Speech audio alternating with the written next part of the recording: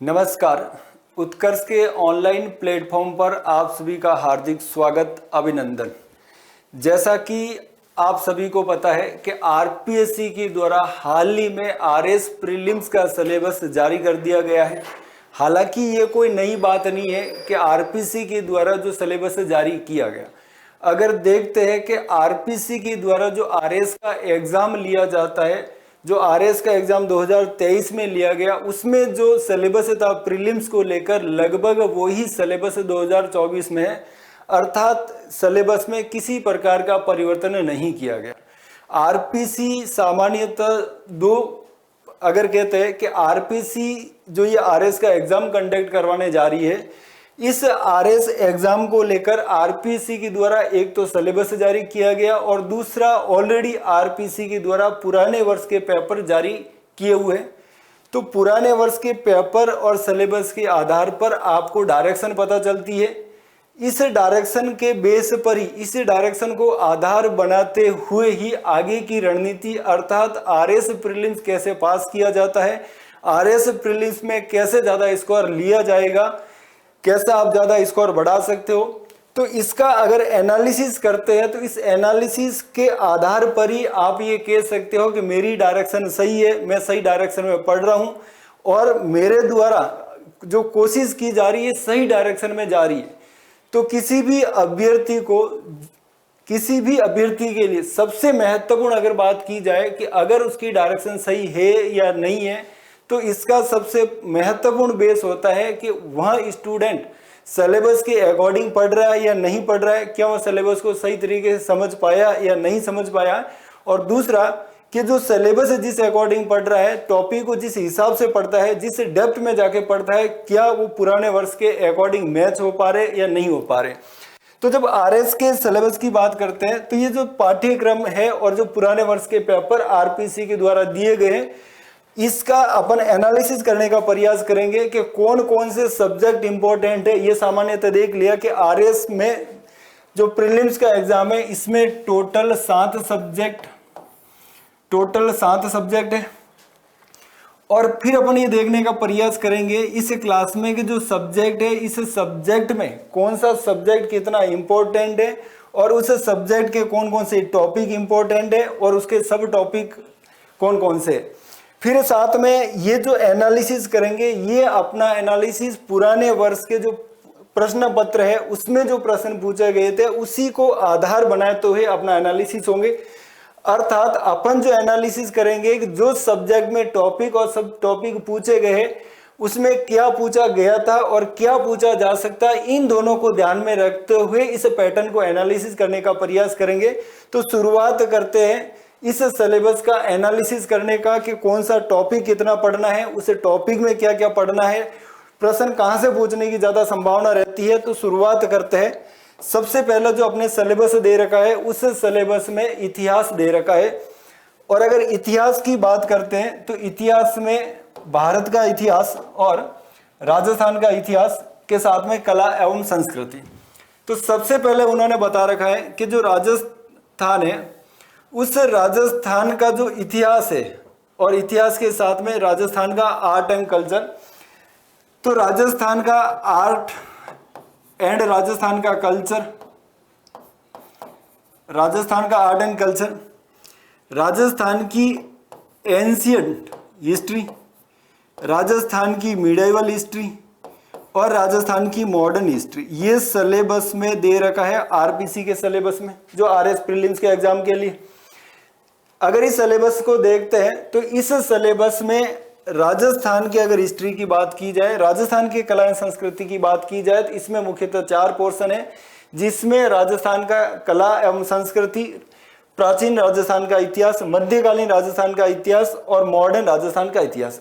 अब जब राजस्थान को इतिहास को पढ़ेंगे, कला एवं संस्कृति को पढ़ेंगे, तो ये जो सिलेबस दे रखा है, अगर इस सिलेबस का एनालिसिस करते हैं तो इसमें एक बात स्पष्ट रूप से उभर कर सामने आती है कि जब आप इस पोर्शन को पढ़ने का प्रयास करोगे तो सामान्यतः समझ में नहीं आता कि किस टॉपिक को ज़्यादा इंपॉर्टेंस दी जाए और किस टॉपिक को इंपॉर्टेंस नहीं दी जाए।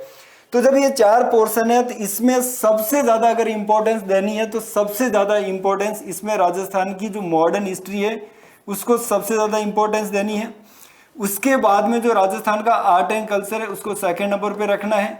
उसके बाद में जो एंशिएंट हिस्ट्री है उसको थर्ड नंबर पे रखना है। और उसके बाद में मिडेवल हिस्ट्री को चौथे स्थान पर रखना है। अर्थात मिडेवल हिस्ट्री से सामान्यतः बहुत ही कम प्रश्न पूछे जाते हैं। अब इसमें मिडेवल हिस्ट्री से कम क्यों पूछे जा रहे हैं, इसकी वजह यह है कि जो मिडेवल हिस्ट्री है जिसमें जो राजवंशों का इतिहास है, उस राजवंशों के इतिहास के साथ में कला एवं संस्कृति जुड़ी हुई। जैसे मान लेते हैं कि अगर जोधपुर के राजवंशों की बात की जाए तो जोधपुर के राजवंशों के साथ में जोधपुर की जो कला एवं संस्कृति, जैसे मेहरानगढ़ फोर्ट है तो वो आर्ट एंड कल्चर में आ जाएगा, लेकिन जिस शासक के द्वारा बनाया गया वो इंपॉर्टेंट हो जाएगा। तो जब कला एवं संस्कृति को पढ़ेंगे तो इनडायरेक्ट रूप से राजस्थान की जो मिडेवल हिस्ट्री है, जो इंपॉर्टेंट फैक्ट होते हैं वो ऑलरेडी आप पढ़ चुके होते हैं। तो जब इस सिलेबस का एनालिसिस करते हैं तो सबसे पहले राजस्थान की मॉडर्न हिस्ट्री को बहुत ज्यादा महत्वपूर्ण, बहुत ज्यादा इंपॉर्टेंस देनी है। और जब राजस्थान की मॉडर्न हिस्ट्री की अगर बात की जाए तो राजस्थान के जो मॉडर्न हिस्ट्री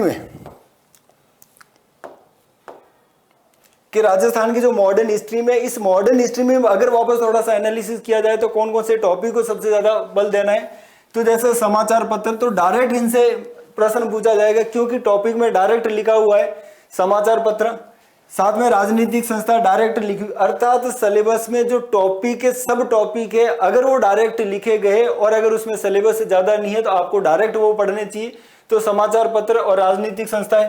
उसी प्रकार जनजाति एवं किसान आंदोलन, लगभग 2 से 4 पेज में नोट्स हो जाते हैं। तो जनजाति एवं किसान आंदोलन, उसके साथ ही जो प्रजामंडल है और राजस्थान का एकीकरण है, डायरेक्ट प्रश्न बनते हैं।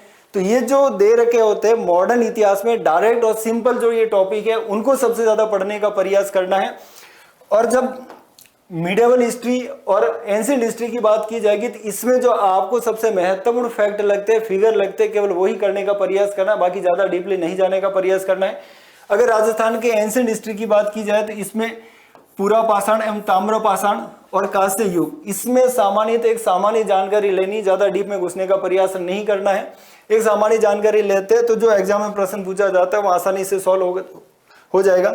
लेकिन जब मिडेवल हिस्ट्री में बात की जाएगी तो प्रमुख राजवंशों की राजनीति और सांस्कृतिक उपलब्धियां और जितने भी जो राजवंश है इनके बारे में ज्यादा नहीं पढ़ना है। क्योंकि राजवंशों की जो उपलब्धियां है वो सामान्यतः नहीं पूछी जाती। राजवंशों के द्वारा जो कला एवं साहित्य में जो कार्य किया जा रहा है उसके बारे में ज्यादा पूछा जा रहा है। तो आप कला एवं संस्कृति को वैसे भी अलग से पढ़ते हो। तो राजस्थान की जो मिडेवल हिस्ट्री है ये लगभग आर्ट एंड कल्चर के रूप में उनके द्वारा जो काम किया गया वो वहां से कवर हो जाता है। फिर जब राजस्थान की कला और संस्कृति के बारे में पढ़ने का प्रयास करते हैं, इसमें जो टॉपिक डायरेक्ट लिखे उनके बारे में सबसे ज्यादा बल देना है। जैसे मंदिर बनाने की जो शैलियां है उनके बारे में, फिर किले, महल, मानव एवं जलीय संरचना। अब जैसे जिस टॉपिक से प्रश्न आज तक नहीं पूछा गया, जैसे अगर पुराने वर्ष के पेपर को साथ में देखा जाएगा तो कुछ ऐसे टॉपिक है जिसके बारे में सामान्यतः ज्यादा नहीं पूछा गया, उन टॉपिक पे थोड़ा सा ज्यादा बल देने का प्रयास करेंगे। जैसे जलीय संरचना बहुत इंपॉर्टेंट है आजकल, वैसी जो वाटर रिसोर्सेज है उनकी कमी हो रही है राजस्थान में, तो सामान्यतः पूछने का ये प्रयास रहते हैं। चित्रकला की विभिन्न शैलियां और हस्तशिल्प, ये डायरेक्ट लिखा हो तो इनको ज्यादा से ज्यादा बल देने का प्रयास करना है। जैसे शास्त्रीय संगीत, शास्त्रीय नृत्य, लोक संगीत, लोक वाद्य, लोक नृत्य और नाट्य। अब शास्त्रीय संगीत और नृत्य है तो इसमें सामान्यतः कम डीपली जाने का प्रयास करना। डायरेक्ट अगर दे रखा है लोक नृत्य और नाट्य तो राजस्थान में ज्यादा पूछने की संभावना रहती है। तो राजस्थान की हिस्ट्री और कल्चर के बारे में ये पढ़ने का प्रयास किया। जब राजस्थान की आप हिस्ट्री और कला पढ़ते हैं तो इसमें जो प्रायोरिटी है, सबसे ज्यादा इंपॉर्टेंट भागीदारी आपकी निभाएगा राजस्थान की मॉडर्न हिस्ट्री, उसके बाद में राजस्थान का आर्ट एंड कल्चर, उसके बाद में एंशिएंट राजस्थान की हिस्ट्री और उसके बाद में मॉडर्न राजस्थान की हिस्ट्री। फिर इसमें बढ़ते हैं इंडियन हिस्ट्री की ओर। जब भारत के इतिहास की ओर बढ़ते हैं तो भारत के इतिहास में भी सेम वही कि जब अगर भारतीय इतिहास के बारे में पढ़ेंगे तो इसमें भी भारत का आर्ट एंड कल्चर, उसके बाद में एंशिएंट हिस्ट्री, मिडेवल हिस्ट्री और मॉडर्न हिस्ट्री, ये टोटल 4 पोर्शन है। और जब इसका माइक्रो एनालिसिस करते हैं तो एक बात स्पष्ट रूप से देखने में आती है कि जो आर्ट एंड कल्चर है, एंशिएंट हिस्ट्री है, मिडेवल हिस्ट्री है और मॉडर्न हिस्ट्री है, सबसे ज्यादा अगर इसमें भी इंपॉर्टेंट है तो सबसे ज्यादा आपको बल देना है मॉडर्न हिस्ट्री पर प्रायोरिटी दी जाएगी, पहली प्रायोरिटी। दूसरी जब प्रायोरिटी की बात की जाएगी तो आर्ट एंड कल्चर को सेकंड प्रायोरिटी दी जाएगी। एंशिएंट हिस्ट्री को थर्ड प्रायोरिटी दी जाएगी और मिडिवल हिस्ट्री को सबसे अंतिम में रखा जाएगा। फिर दूसरा, इसमें जब माइक्रो एनालिसिस करेंगे तो जो मॉडर्न हिस्ट्री है, इस मॉडर्न हिस्ट्री में भी इस बार का अगर सिलेबस का थोड़ा सा एनालिसिस करते हैं, और जो लास्ट बार में भी सेम ही था, कि इसमें उन्होंने कि आज़ादी के बाद 1947 के बाद के इतिहास के बारे में भी कुछ जानकारी देने का प्रयास किया। कुछ टॉपिक पूछे गए, वहां से डायरेक्ट प्रश्न पूछे गए, लास्ट बार भी पूछा गया और इस बार भी पूछने की पूरी संभावना रहती है। तो जो राजस्थान की ये मॉडर्न हिस्ट्री है, इस मॉडर्न हिस्ट्री में जो ये वाला टॉपिक है ये बहुत ही ज़्यादा इंपॉर्टेंट है, क्योंकि इसमें बहुत ही कम पोर्शन दे रखा है। फिर अगर इसमें बात की जाए तो राजस्थान का जो भारत का मॉडर्न इतिहास पढ़ेंगे, इस मॉडर्न इतिहास में भी ज़्यादातर बल देने का प्रयास करना है कि 1915 के बाद का जो भारतीय स्वतंत्रता आंदोलन है उसमें से ज़्यादा प्रश्न पूछने की संभावना है, और 1885 से पहले सामान्यतः वो बहुत ही कम पूछने की संभावना है। तो जब मॉडर्न हिस्ट्री पढ़ोगे भारत की, तो उस मॉडर्न हिस्ट्री में 1947 के बाद की जो ये टॉपिक दे रहे हैं उनको बहुत ही बेहतर तरीके से करना है। और जब फिर थोड़ा सा और पहले पढ़ोगे तो 1915 के बाद में जो भी घटनाएं घटी भारतीय इतिहास में वो बहुत ही इंपॉर्टेंट है, उनको पढ़ना है। और 1885 के बाद पहले पढ़ने का प्रयास करेंगे तो सामान्य इतनी इंपॉर्टेंट घटनाएं नहीं रहती है। तो फिर हमने ये समझने का प्रयास किया मॉडर्न हिस्ट्री बहुत ज़्यादा इंपॉर्टेंट है इंडिया की, और इस मॉडर्न हिस्ट्री में ये टॉपिक पढ़ने का प्रयास करना है। और फिर जब आर्ट एंड कल्चर की बात की जाएगी तो आर्ट एंड कल्चर में तो सामान्यतः आप कला पढ़ोगे, साहित्य पढ़ोगे, वास्तुकला पढ़ोगे, संगीत कला पढ़ोगे, चित्रकला पढ़ोगे, ये सारी चीजें पढ़ोगे। इसमें भी जो आर्ट एंड कल्चर पढ़ोगे, इस आर्ट एंड कल्चर में जो एंशिएंट हिस्ट्री का आर्ट एंड कल्चर है वो बहुत ज्यादा इंपॉर्टेंट है। और जब मिडिवल हिस्ट्री के कल्चर की बात की जाएगी तो मिडिवल हिस्ट्री की तो जो चित्रकला है, संगीत कला है, इसके बारे में सामान्यतः वो पूछने का प्रयास रहते हैं। तो आर्ट एंड कल्चर में भी जो आर्ट एंड कल्चर आपको पढ़ना है वो सामान्यतः एंशिएंट हिस्ट्री का आर्ट एंड कल्चर पे थोड़ा सा ज्यादा बल देने का प्रयास करना है। और जो मिडिवल हिस्ट्री का आर्ट एंड कल्चर पढ़ोगे तो उस कल्चर में चित्रकला और संगीत कला के साथ साथ में स्थापत्य कला के बारे में थोड़ी सी जानकारी लेने का प्रयास आप कर सकते हो। उसके बाद में एंशिएंट हिस्ट्री और मॉडर्न हिस्ट्री, एंशिएंट हिस्ट्री और मिडिवल हिस्ट्री। तो एंशिएंट जो हिस्ट्री है, उस एंशिएंट हिस्ट्री में कुछ एक ऐसे टॉपिक है जो आपको ध्यान देना चाहिए, जिस पर अपन बल दे सकते हैं। तो इस एंशिएंट हिस्ट्री में जो ये आजीविक संप्रदाय, बौद्ध एवं जैन, इस पे थोड़ा सा ज्यादा बल दे सकते हैं, क्योंकि कम पढ़ के ज्यादा मार्क्स लाने की पॉसिबिलिटी रहती है। फिर इसमें जितने भी जो राजवंश हैं, इन राजवंशों की उपलब्धियों के बारे में एक सामान्य या सरफेस जानकारी ले सकते हैं, क्योंकि सामान्यतः इनसे प्रश्न ज्यादा नहीं पूछे जाते हैं। और फिर जब मिडिवल हिस्ट्री की बात की जाएगी तो उस मिडिवल हिस्ट्री में जो सल्तनत काल है और मेन जो मुगल काल है, तो सल्तनत काल और मुगल काल की हिस्ट्री से सामान्यतः इतने एग्जाम में प्रश्न नहीं पूछे जाते हैं। और जब मिडिवल हिस्ट्री पढ़ते हैं तो इस मिडिवल हिस्ट्री में जो भक्ति आंदोलन है, जो सूफी आंदोलन है, इसको बहुत ज़्यादा ध्यान से पढ़ना है। और इसके साथ में मिडिवल हिस्ट्री में विजयनगर साम्राज्य, इस मिडिवल हिस्ट्री में साथ में पढ़ सकते हो विजयनगर साम्राज्य, मिडिवल हिस्ट्री में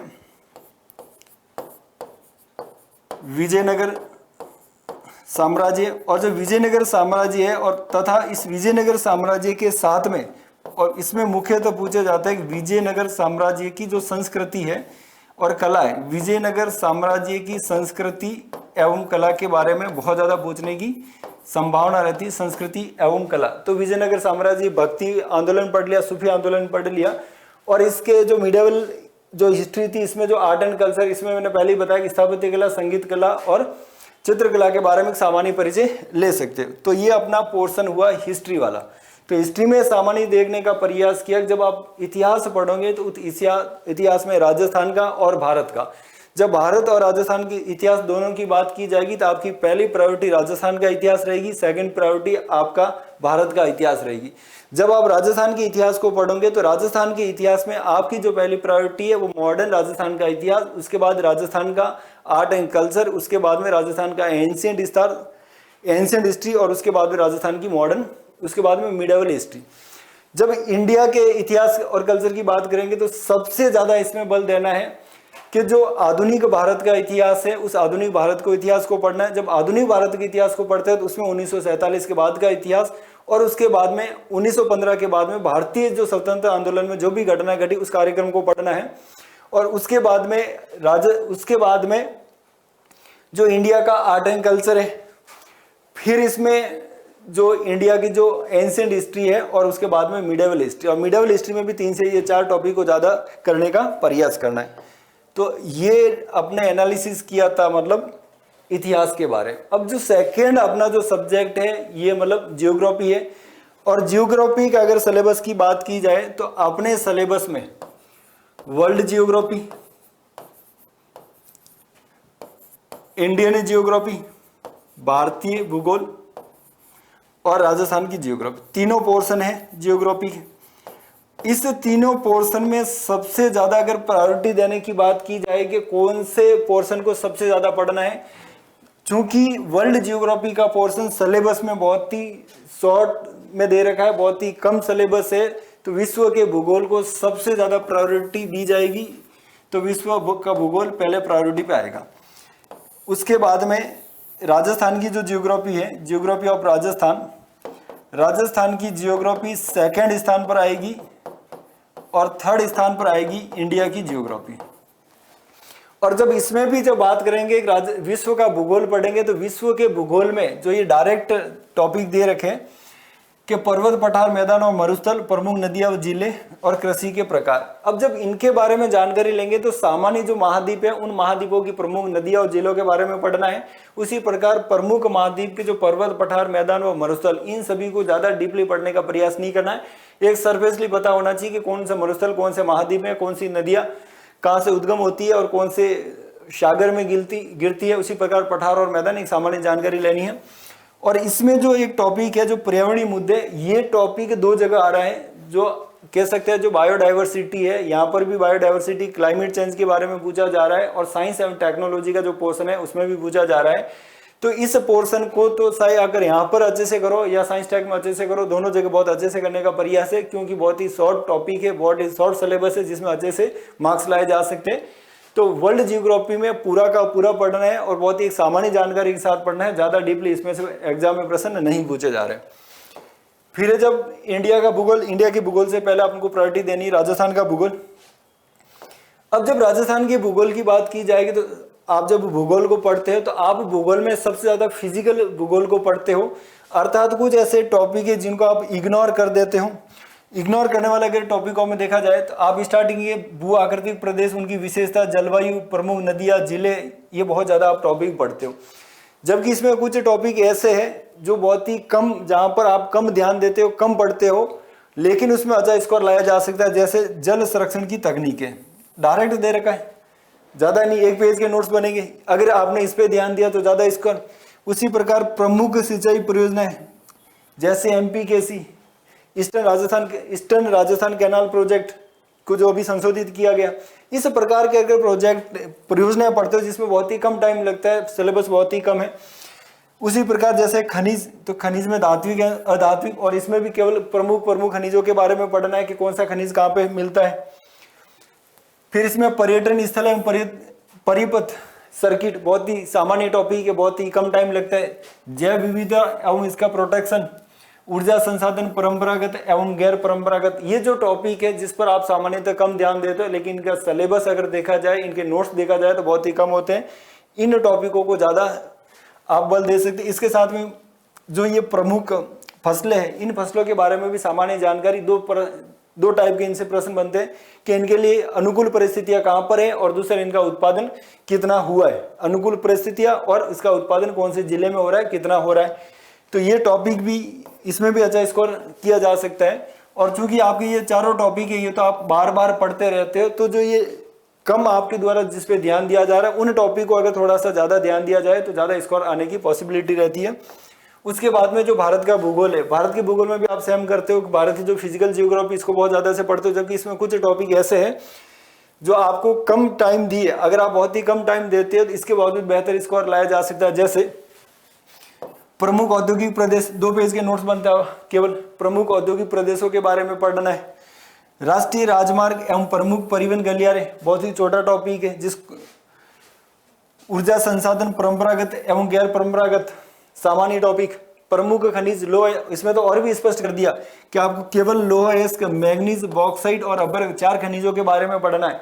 और इसमें भी सामान्य प्रश्न पूछा जाता है कि कौन सा खनिज कौन से राज्य में कौन से स्थान पर होता है, तो बहुत ही सिंपल है। और इसी प्रकार केवल ये 6 फसलों के बारे में पूछा गया, गेहूं, चावल, कपास, गन्ना, चाय और कॉफी। तो बहुत ही सिंपल। अगर इन सभी को देखा जाए अन्य की तुलना में और टॉपिकों की तुलना में ये टॉपिक बहुत ही सिंपल है, और इन टॉपिकों पे अगर थोड़ा सा बल दिया जाए, थोड़ा सा ज्यादा फोकस किया जाए तो ज्यादा स्कोर लाने की पॉसिबिलिटी रहती है। और जबकि ये इंडिया की फिजिकल जियोग्राफी, इस पे बहुत ज्यादा अपन टाइम देते हैं, लेकिन इसमें ज्यादा स्कोर नहीं किया जा सकता, उसकी एक लिमिटेशन रहती है अपने आप में। तो ये दूसरा पढ़ने का प्रयास किया जियोग्राफी के बारे में, जिसमें वर्ल्ड की जियोग्राफी, इंडिया की जियोग्राफी और राजस्थान की जियोग्राफी का एनालिसिस करने का प्रयास किया, जिसका निष्कर्ष ये है कि सबसे ज्यादा बल वर्ल्ड जियोग्राफी भी देना है, उसके बाद में राजस्थान की जियोग्राफी को देना है, और उसके बाद में भारत की जियोग्राफी को देना है। फिर इसमें भी पढ़ा कि वर्ल्ड जियोग्राफी में कौन से टॉपिक हो, राजस्थान जियोग्राफी में कौन से टॉपिक हो, और इंडिया की जियोग्राफी में कौन से टॉपिक हो, बल देते हुए आगे बढ़ सकते हो। फिर तीसरा पोर्शन है पॉलिटी में भी दो, भारत की पॉलिटी और राजस्थान की पॉलिटी। पहली प्रायोरिटी की जब बात की जाएगी, इसमें थोड़ा सा ध्यान रखना है कि जब पॉलिटी की बात करते हो तो इंडियन पॉलिटी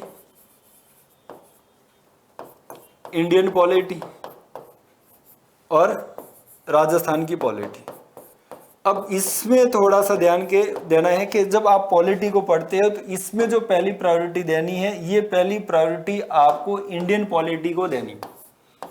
इंडियन पॉलिटी इसमें फर्स्ट प्रायोरिटी पे आएगा, और सेकंड प्रायोरिटी पे आएगी इसमें राजस्थान की पॉलिटी। इसका रीजन ये है कि राजस्थान की पॉलिटी का सिलेबस बहुत ही शॉर्ट एंड स्वीट है, लेकिन इसमें जो प्रश्न पूछने का तरीका आरपीसी का अभी तक का रहा है वो बहुत ही डेप्थली पूछते हैं, और सामान्यतः ऐसे फैक्ट पूछने का प्रयास रहता है जो सामान्यतः अपन किताबों में नहीं पढ़ते, जो सामान्य अपन को देखने को नहीं मिलते। जैसे अगर वो पूछते हैं कि निम्नलिखित में से कौन सा व्यक्ति अभी तक आरपीसी का चेयरमैन नहीं रहा, अब आरपीसी का 50 चेयरमैन पढ़ लो, निम्नलिखित में से अभी तक कौन राजस्थान का हाईकोर्ट का चीफ जस्टिस नहीं रहा, तो कितने पढ़ लोगे, इसकी एक लिमिटेशन है। तो पहली priority Indian polity, second priority Rajasthan की पॉलिटी। अब इसमें भी वापस सब टॉपिक का एनालिसिस करेंगे। इंडियन पॉलिटी पढ़ते हैं तो इस पे किस पे ज्यादा ध्यान देने का प्रयास करना चाहिए। तो जब इंडियन पॉलिटी पढ़ते हैं तो इंडियन पॉलिटी में संविधान सभा, भारतीय संविधान की विशेषता, संवैधानिक संशोधन, बहुत ही शॉर्ट एंड स्वीट में दे रखा है। संविधान सभा ज्यादा बड़ा टॉपिक नहीं, भारतीय संविधान की विशेषता जो ऑलरेडी आपको याद है, संवैधानिक संशोधन, अभी तक जितने भी संविधान संशोधन हुए इसमें सबसे लेटेस्ट वाले देखने हैं, एक तो सबसे लेटेस्ट वाले देखने और एक सबसे महत्वपूर्ण संविधान संशोधन देखने बहुत ही आसानी से। तो संविधान सभा, भारतीय संविधान की विशेषता, इसको दिया जाएगा पहली प्रायोरिटी। जब इंडियन पॉलिटी को पढ़ोगे तो सबसे पहले इसको दिया जाएगा पहली प्रायोरिटी पे। फिर इसमें दूसरा जो लास्ट में दे रखा है, संघवाद, भारत में लोकतांत्रिक राजनीति, गठबंधन सरकारें और राष्ट्रीय एकीकरण, इससे सामान्य एक प्रश्न पूछने की संभावना रहती है, लेकिन सिलेबस बहुत ही शॉर्ट है, तो दूसरी प्रायोरिटी सेकंड इसको दी जाएगी। फिर इसमें राष्ट्रपति, प्रधानमंत्री, मंत्रिपरिषद, संसद, उच्चतम न्यायालय और न्यायिक पुनरावलोकन, भारत निर्वाचन, ये थर्ड प्रायोरिटी इसको दी जाएगी, क्योंकि ये सारे कमीशन है और इस कमीशन में सामान्यतः सिंपल प्रश्न पूछने की संभावना रहती है। राजस्थान के आयोग से बहुत ही कठिन प्रश्न बनते हैं, जबकि भारत के आयोग से सामान्यतः सिंपल प्रश्न बनते हैं। और चौथी प्रायोरिटी इसको दी जाएगी, क्योंकि इसमें तो ऑलरेडी पूरा सबसे ज्यादा लेंथी है, राष्ट्रपति, प्रधानमंत्री, मंत्रिपरिषद, अर्थात पूरी की पूरी संसद इसमें दे दी गई, तो ये टॉपिक थोड़ा सा बड़ा है। और इसके साथ में इसके अंतर्गत भी वापस न्यायिक पुनरावलोकन को ज्यादा बल दिया जा सकता है। तो ये थी अपनी इंडियन पॉलिटी को इस तरीके से पढ़ना है, और इस टॉपिक को कौन कौन से टॉपिक सबसे ज्यादा इंपॉर्टेंट है जिसमें पढ़ने का प्रयास किया, समझने का प्रयास किया। अब है राजस्थान की पॉलिटी। जब राजस्थान की पॉलिटी का उसी प्रकार जब पढ़ेंगे तो राजस्थान की पॉलिटी में कौन से पोर्शन को सबसे ज्यादा ध्यान दिया जाए, तो जिसमें सबसे ज्यादा फोकस करना है लोक नीति, विधिक अधिकार व नागरिक अधिकार। इसमें राजस्थान सरकार के दो कानून हैं, एक तो लोक सेवा गारंटी अधिनियम और दूसरा राइट टू हियरिंग एक्ट। ये दो कानून है, और इसे अलावा थोड़े से कुछ प्रावधान सरकार ने कर रखे, तो इसमें से डायरेक्ट प्रश्न पूछते हैं, और अगर आप थोड़ा सा बल देते हो तो आपका ज्यादा स्कोर होने की पॉसिबिलिटी रहती है। तो लोक नीति, विधिक अधिकार और नागरिक अधिकार पत्र। उसके बाद में सेकेंड प्रायोरिटी देनी है इसको, जिला प्रशासन, स्थानीय प्रशासन एवं पंचायती राज को, और थर्ड प्रायोरिटी देनी है राजस्थान की कमीशन को। हालांकि इसमें से टफ प्रश्न अगर पूछ लिए तो दिक्कत हो जाएगी, और फोर्थ देना है इसको। तो ये राजस्थान की पॉलिटी के बारे में, राजस्थान की पॉलिटी को इस टाइप से करने का प्रयास करना है। राजस्थान की पॉलिटी, इंडिया की पॉलिटी, जियोग्राफी और हिस्ट्री, 3 सब्जेक्ट के बारे में पढ़ चुके हैं। उसके बाद में इकोनॉमी, वो भी भारतीय इकोनॉमी, इंडियन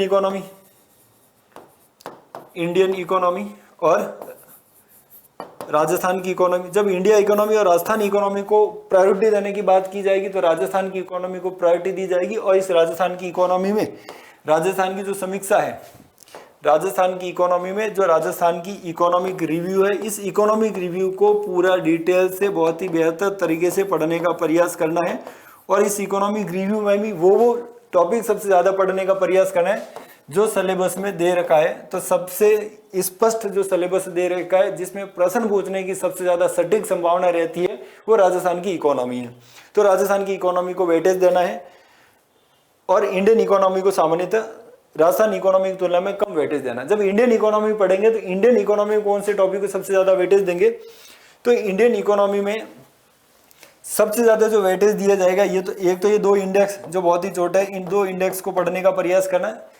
और फिर इसमें एक नया देखना कि राजस्थान को जो एग्रीकल्चर, उद्योग एवं सेवा और राजस्थान का जो ट्रेड है, इनके केवल नवीनतम डाटा पढ़ने हैं। लास्ट बार की इकोनॉमी सर्वे, जो भारत का इकोनॉमी सर्वे, उसमें 1 या 2 पेज में जो फैक्ट लिखे गए एग्जाम में वही पूछे गए। तो कृषि, उद्योग एवं सेवा और आयात और निर्यात, कौन सी वस्तु का आयात होता है, कौन सी वस्तु का निर्यात होता है, कितने परसेंटेज के रूप में होता है। तो ये बहुत ही जो सिंपल इसमें फैक्ट पढ़ने का प्रयास करना। तो केवल इसकी ज्यादा डिटेल नहीं पढ़ना, उनका ट्रेडिशनल नहीं पढ़ना है। तो सबसे ज्यादा इस पोर्शन को पे बल दोगे। उसके बाद में कृषि, उद्योग और सेवा का केवल जो अपडेट वर्जन है, केवल इकोनॉमी सर्वे में दे रखा है, उस पे बल देने का प्रयास करेंगे। और फिर इसमें जब जैसे लिखा है पूरा टैक्स सिस्टम नहीं, एक जगह तो पूरा टैक्स सिस्टम जैसे पब्लिक फाइनेंस और राजकोषीय पॉलिसी में पूरा टैक्स सिस्टम बढ़ता है, लेकिन इसमें अलग से दे रखा है जीएसटी। तो जीएसटी पे ध्यान देना है। उसके बाद में राष्ट्रीय जो आय है उसकी सामान्य जो कॉन्सेप्ट उस पर ध्यान देना है। जब राजकोषीय पॉलिसी पढ़ेंगे तो राजकोषीय पॉलिसी या जो पब्लिक वित्त है इसमें केवल कहाँ से इनकम आती है, कौन इनकम के कौन से सोर्स है और इनकम खर्च करने के कौन से सोर्स है, आय के सोर्स और व्यय के सोर्स, इनको पढ़ने का प्रयास करना है। केवल इसमें देखना है कि राजस्व आय कौन सी है, पूंजीगत आय के साधन कौन से, राजस्व आय के साधन कौन से, पूंजीगत व्यय कौन सा है, राजस्व व्यय कौन सा है, और इनको सामान्यतः एक पढ़ने का प्रयास करना है। फिर इसमें एक जो मौद्रिक पॉलिसी ये थोड़ी सी इंपॉर्टेंट रहती है। इस मौद्रिक पॉलिसी में जो एक अपडेट है सामान्य पॉलिसी, इसके बारे में सामान्य जानकारी ले लेना। और जो बैंकिंग पढ़ते हैं तो इस बैंकिंग में केवल जो अपडेट हुआ है, जो कुछ नया हुआ है, जैसे भीम ऐप के बारे में, जनधन, जो भी नए खाते खुले, नए खातों से संबंधित योजना है, नए बैंक है जैसे पेमेंट बैंक है, भुगतान बैंक है, जैसे नई करेंसी लाई गई CBDC, तो इसके बारे में। तो इकोनॉमी में कुछ ऐसे टॉपिक पढ़ने का प्रयास करेगा जो अपडेट हुए, जो करंट में है। तो ये इंडियन इकोनॉमी को इस टाइप से पढ़ने का प्रयास करना, इन टॉपिक पे थोड़ा सा ज्यादा बल देने का प्रयास करना। फिर है साइंस एंड टेक। जब साइंस एंड टेक की पोर्शन की जाएगी तो इसमें बहुत सारे टॉपिक दे रखे हैं। अर्थात साइंस एंड टेक्नोलॉजी में सिलेबस, अपने सिलेबस में बायोलॉजी, अपने सिलेबस के अंतर्गत केमिस्ट्री, सिलेबस के अंतर्गत फिजिक्स, सिलेबस के अंतर्गत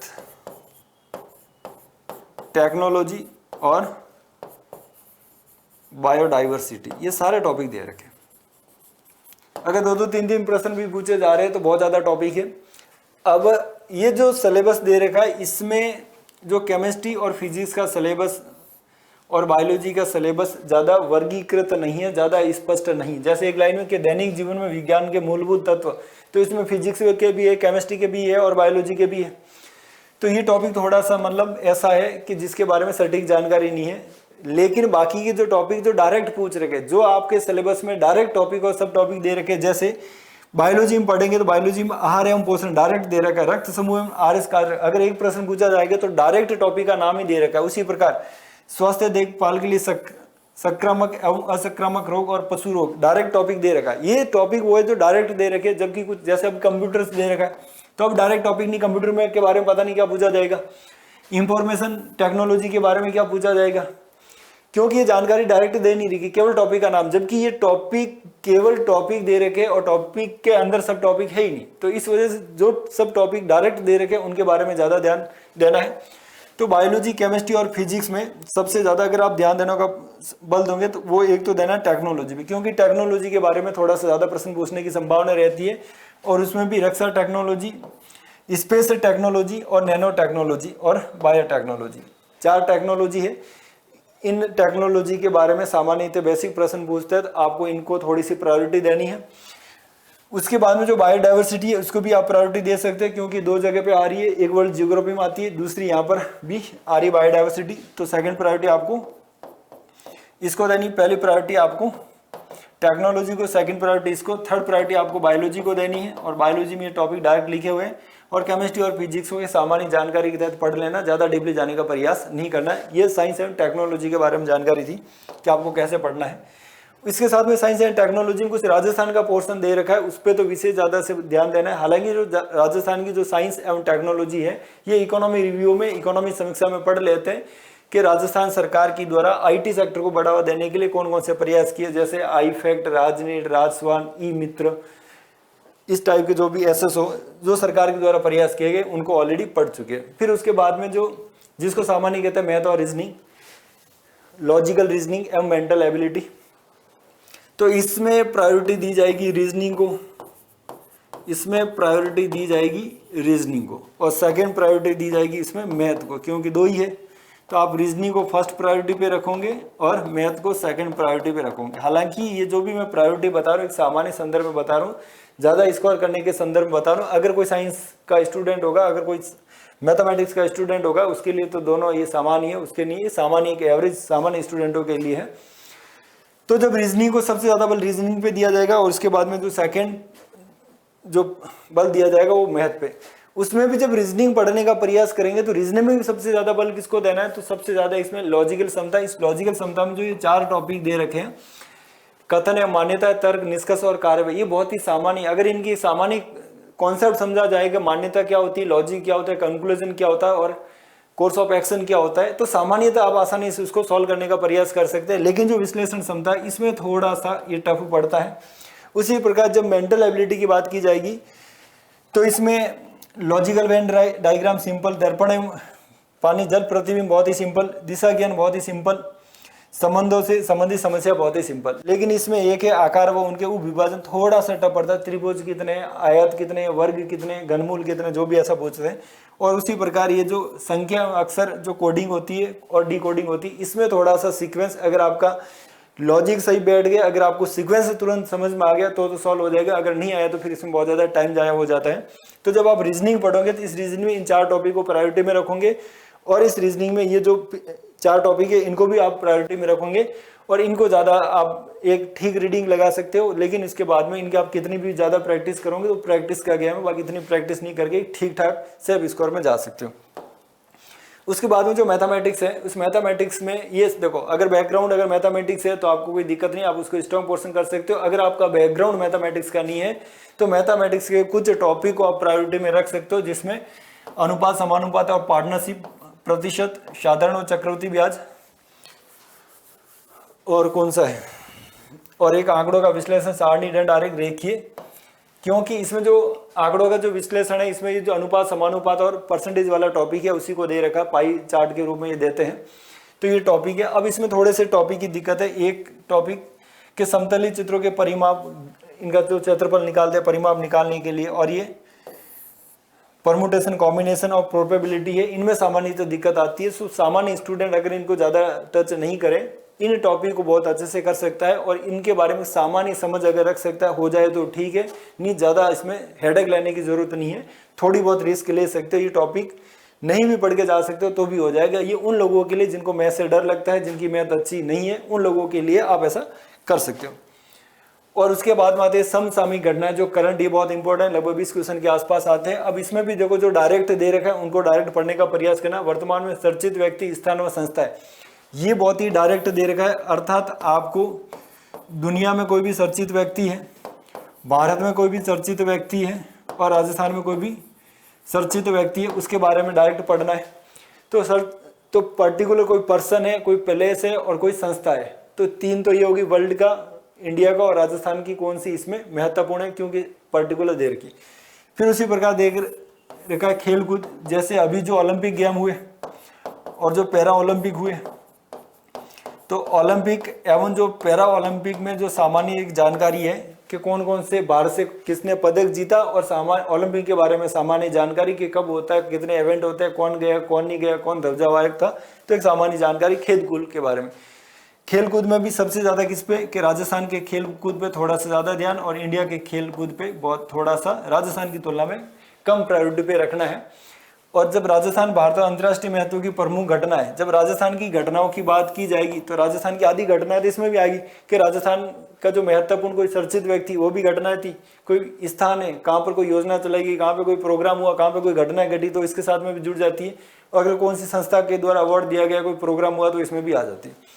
तो जब इनके बारे में बात की जाएगी तो अंतर्राष्ट्रीय स्तर की अगर घटनाओं की बात की जाएगी तो अंतर्राष्ट्रीय स्तर में जो राजनीतिक घटनाएं हैं, कौन कौन सी राजनीतिक घटनाएं घटी, जैसे भारत दुनिया के सबसे प्रमुख देश है, कौन से देश का राष्ट्रपति है, इसके साथ में कोई गलत हुआ, या मतलब दुनिया के दो देश है आपस में लड़ रहे हैं, या कोई देश है जो बहुत ही लोकतंत्र के रूप से महत्वपूर्ण है, या मतलब सामान्य देश में कोई सिविल वॉर हो गया, तो इस टाइप के जो भी राजनीतिक घटना है वो इम्पोर्टेंट है।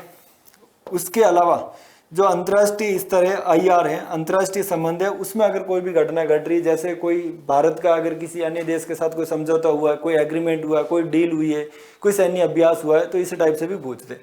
इसके अलावा अंतर्राष्ट्रीय स्तर पर कह सकते हैं, संस्थाओं के स्तर पर कह सकते हैं, तो संस्थाओं के द्वारा कोई भी अगर रिपोर्ट जारी की, संस्थाओं के द्वारा अगर कोई रिपोर्ट जारी की गई, संस्थाओं का अगर किसी को प्रमुख बनाया गया, अगर किसी संस्था का किसी को प्रमुख बनाया गया और अगर वो भारत से है, तो उसमें बहुत ज़्यादा इंपॉर्टेंट होता है। तो ये समझने का प्रयास किया था, राजस्थान का जो RS प्रीलिम्स का सिलेबस है, उस सिलेबस का एनालिसिस करने का प्रयास किया गया कि ये कैसे होता है और कैसे नहीं होता। तो थैंक यू सो मच। उम्मीद करते हैं कि आपको ये सिलेबस एनालिसिस समझ में आया होगा और आपको अपनी प्रायोरिटी तय करनी है कि कौन सा सब्जेक्ट की प्रायोरिटी क्या है और उस सब्जेक्ट की वापस सब प्रायोरिटी क्या है। जब आप ऐसा करोगे तो आपका जो एग्जाम है स्कोर ज़्यादा होने की पॉसिबिलिटी रहती है। इसी के साथ बहुत बहुत धन्यवाद। Thank you so much.